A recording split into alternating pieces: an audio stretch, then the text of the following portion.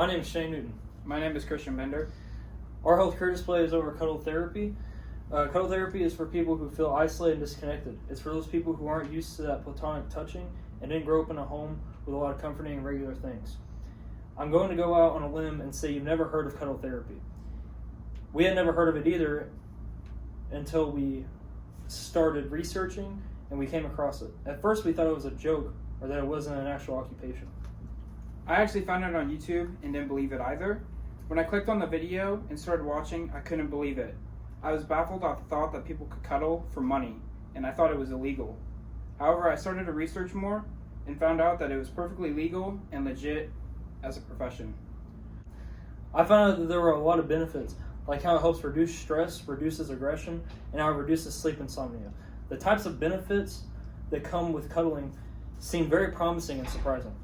People don't realize the more inclusive and deeper benefits that cuddle therapy produces. During therapy, there are 4 important feel-good chemicals released. These include oxytocin, serotonin, endorphins, and dopamine. They all have a prominent effect on the body. Oxytocin counters the stress hormone cortisol and reduces stress levels. Serotonin levels out your mood and feelings. Endorphins allow your body to relieve pain and create a feeling of happiness. Dopamine is a type of neurotransmitter that is involved with reward, motivation, memory, and the regulation of some body movements like blood flow. I would like to add that finding a cuddle therapist to experience these benefits is pretty hard. Since the profession is so unknown, it's hard to find people that are licensed and do the job legally. There are a couple of good websites to find professionals near you, like Cuddlist.com and CuddleComfort.com. Once you do find one, it's very easy to set up an appointment and finally experience a cuddle session.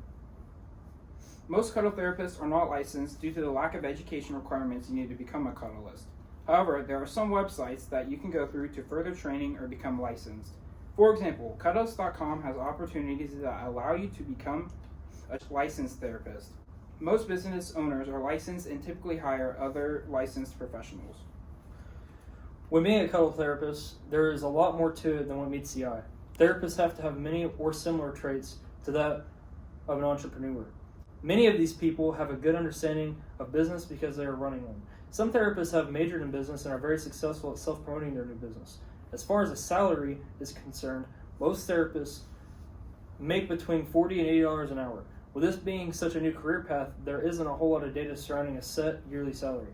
We figured out a general range of how much this could be, and if people pursue this full time, they can make anywhere between $40,000 and $140,000 a year.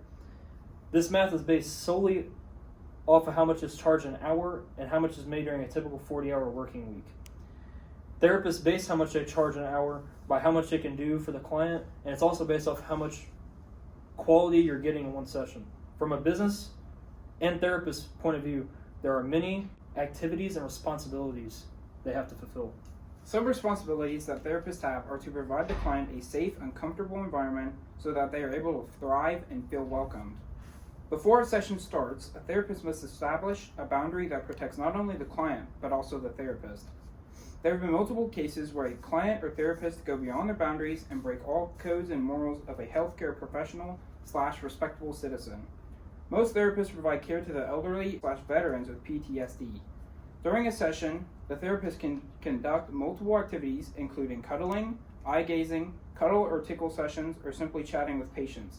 This profession sounds simple and easy to do, but it's not. There are many challenges that do come along with being a cuddle therapist and being an entrepreneur in general.